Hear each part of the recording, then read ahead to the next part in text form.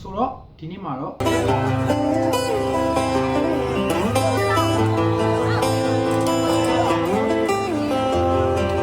ကျွန်တော်မြန်မာနိုင်ငံဂီတရတူဖြစ်တဲ့လင်းတက်တီးထားတဲ့သက်စာဆိုတဲ့သချင်းလေးက intro ကိုဒီနေ့သူဘယ်လိုကျူနေနေသုံးလဲဘယ်လို technique တွေသုံးလဲဆိုတော့ကျွန်တော်ဒီနေ့ပြပြပေးမှာဖြစ်ပါတယ်ဆိုတော့ video လေးကိုစလိုက်အောင်ဆိုတော့ကျွန်တော်ဒီသချင်း intro တီးဖို့ဆိုရင်ကျွန်တော်တို့ဒီနေ့ကြာ standard tuning ကိုကျွန်တော်တို့က open C tuning ပြောင်းပေးဖို့လိုတယ်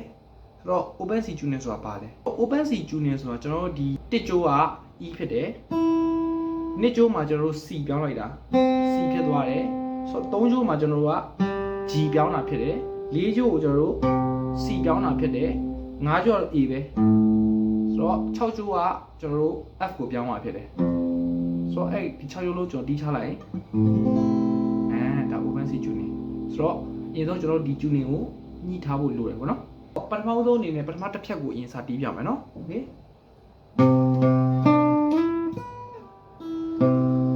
အဲ့ဒီအတီးကြည့်မယ်ဒီဆုံးကျွန်တော်လက်ဒီလိုပေါ့ကားနိုင်ဖို့လိုတယ်ပေါ့နော်ဒီလက်နှစ်ခုကျန်တာမသုံးနော်နှစ်ခုရင်သုံးမယ်ဆိုတော့လက်ညှိုးကို C base သွားထောက်မယ်လက်တန်းကိုကျတော့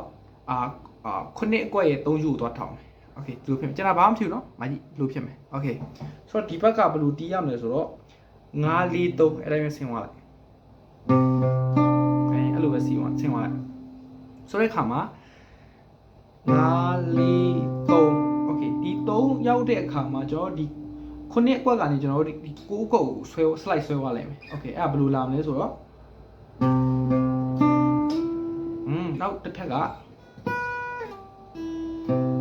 โอเคအဲ့ဒါကိုဘယ်လိုသွားမလဲဆိုတော့ကျွန်တော်တို့ကလက်ခလေနဲ့ sorry နော်အဲ့ဒါကျွန်တော်ဒီလက်ခလေနဲ့ကျွန်တော်တို့ဒီခုနှစ်အကွက်တစ်ကြိုးကနေကျွန်တော်တို့3အကွက်တစ်ကြိုးပေါ့အဲ့ကို slide ဆွဲလိုက်ပြီး pull off အဲ့လိုလေပြီးလေးကြိုးရဲ့လွတ်ကြိုးဒီကြိုး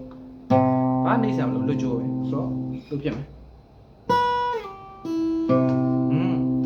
ဆိုတော့အဲ့ဒါကိုဆက်တီးမယ်နော်ခုနအရှိနဲ့အခုဟာကိုဘာမခက်ဘူးနော်ခုနကျွန်တော်ပြောလို့နှချောင်းပဲဆွဲမယ်ပြီးလက်ကလေးဒီမှာဝင်လိုက်မယ်တစ်ကြိုးဝင်လိုက်မယ် pull off လွတ်ကြိုးโอเคနောက်တစ်ဖြက်ကဘယ်လိုလာမလဲဆိုတော့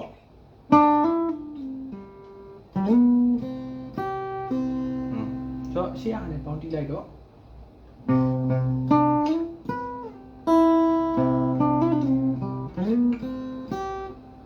အဲ့လိုဖြစ်သွားမယ်နော်ကျွန်တော်တို့အမှဘာ technique သုံးသွားလဲဆိုတော့ကျွန်တော် hammer on pull off ဆိုတဲ့ technique သုံးသွားရပေါ့နော်အဲ့ဒါဘယ်လိုသုံးလဲဆိုတော့ကျွန်တော်ဒီ3ကြိုးရဲ့9ကွက်ကနေ9ကွက်ကိုသူက hammer on လုပ်သွားရပေါ့ hammer on ဆိုတော့ဘယ်လိုမျိုးလဲဆိုတော့ကျွန်တော်နီးကပ်ပြမယ်နော်ဆိုတော့9ကွက်ကနေ9ကွက်pull off အဲ့လိုလေတစ်ချက်ပဲတီးမယ်ဖိလိုက်မယ်ဆိုတော့ပြီး9ကွက်ကို slide ပြန်ဆွဲပါမယ် pull off ဘယ်လိုဖြစ်သွားမလဲဆိုတော့လိုဖြစ်သွားမယ်အဲ့ဒါပြီးရတယ်ကျွန်တော်တို့ဒီ9ကြိုးရဲ့9ကွက်ကနေ17ကွက်ကိုကျွန်တော်တို့ slide ဆွဲသွားမယ်အဲ့လိုဆွဲသွားမယ်ဒီ17အကွက်ရောက်တာနဲ့ကျွန်တော်တို့ဒီ2ကြိုးရဲ့လွတ်ကြိုးတစ်ခါရေးတန်းတီးမယ်ဆိုတော့ဘယ်လိုဖြစ်မလဲဆိုတော့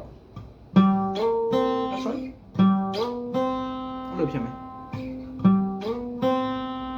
အဲ့ဒါပြီးရတယ်ဆက်ပြီးတန်းဝင်မယ်ဒီ2ကြိုးရဲ့9ကွက်ကိုတီးမယ်ပြီး pull off ဒါပဲဆိုတော့အဲ့ပေါင်းတီးလိုက်တော့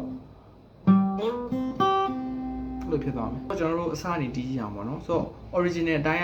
လို့ကတော့ကျွန်တော်တို့ဒီနှစ်ခေါက်တီးရမှာပေါ့နော်ကျွန်တော်တို့အခုကြည့်ပြည့်အထီကို okay စကြည့်အောင်ဖြည်းဖြည်းလေးပဲသွားမယ်နော်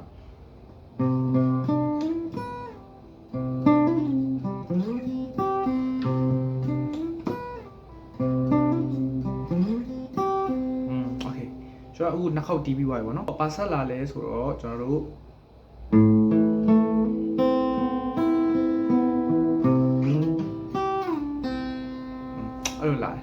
ကျွန်တော်တို့နောက်တစ်ခုကိုသွားဖို့ဆိုရင်ကျွန်တော်တို့ဒီဘက်အချင်းကဒီ string ကို plugging လုပ်တဲ့ဟာ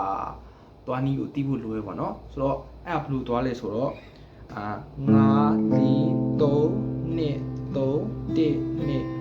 အဲ့လိုသွားတာဖြစ်တယ်ဒီဘက်အချင်းကလက်ကဘာကိုကိုင်းရမလဲဆိုတော့ 3ကျိုးရဲ့2အကွက်လက်ညိုးနဲ့ကင်မယ်ပြီးရင်လက်တကြွယ်ကိုကျွန်တော်တို့4ကျိုးရဲ့4ကွက်မှာကင်မယ်ဒီတစ်ခုပဲခုနအတိုင်းပဲဆင်းမယ်နော်5 4 3 2 3 1 2 3အဲ့လိုဆင်းမယ်โอเค5 4 3ဒါပေမဲ့အဲ့3မှာနောက်တစ်ခုတက်သွားဆိုလက်တန်းလေးကိုဒီ4အကွက်ရဲ့3ကျိုးမှာထည့်လိုက်မယ်လို့အဲ့လိုထည့်လိုက်မယ်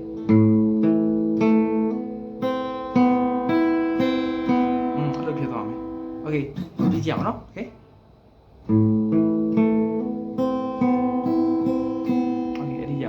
နောက်တစ်ချက်ဘယ်လိုဆက်သွားမလဲဆိုတော့ကျွန်တော်ဒီ5ကျိုး3အကွက်ကနေကျွန်တော်9အကွက်ကိုကျွန်တော်တို့ slide ဆွဲလိုက်မယ်ပေါ့နော်โอเคလက်ခလနဲ့ slide ဆွဲမယ်နော်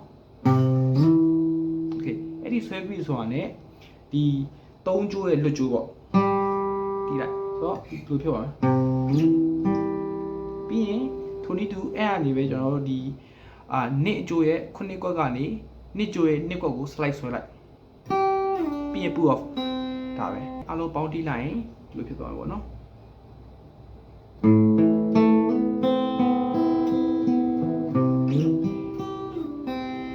အခုလာမယ့်အကွက်ကအရန်လွယ်တယ်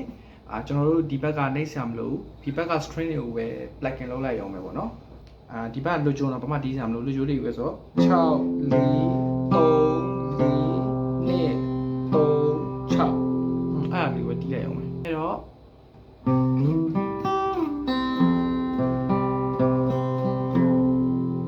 နောက်တစ်ခုကသူကနည်းနည်းတော့မြန်တီးရမှာပေါ့နော်ကြိုးတွေက set string ပုံစံဆက်ပြီးသွားတာဆိုတော့မြန်တီးဖို့လိုတယ်ခုနကဒီလွတ်ကြုံမှာပြီးသွားတယ်နော်ဒီကောင်ပြီးလိုက်တဲ့အချိန်မှာပဲကျွန်တော်ဒီ4အကွက်9ကနေ9အထိကို slide ဆွဲရမှာလို့တီးရအောင်ပေါ့ slide ဆွဲပြီးရနဲ့နှစ်အကျိုးလွတ်ကြုံတီးပြီးရင်နှစ်ကျိုးရဲ့9ကွက်ကိုဖိပြီးရင်တစ်ကျိုးရဲ့10ကွက်နဲ့9ကွက်ကိုပြီးရင်တစ်ကျိုးလွတ်ကြုံ pull off ပြီးရင် harmonic picking ဒါပဲ harmonic picking ကဘာကိုတီးရမှာလဲဆိုတော့ကျွန်တော်တို့9အကွက်ရဲ့နှစ်ကျိုးရဲ့3ကျိုးရဲ့ကိုတီးရမှာ okay အားလုံးပေါင်းတိတ်တော့လို့ဖြစ်သွားကျွန်တော်ဒီကနေပေါင်းတီးကြည့်လိုက်မယ်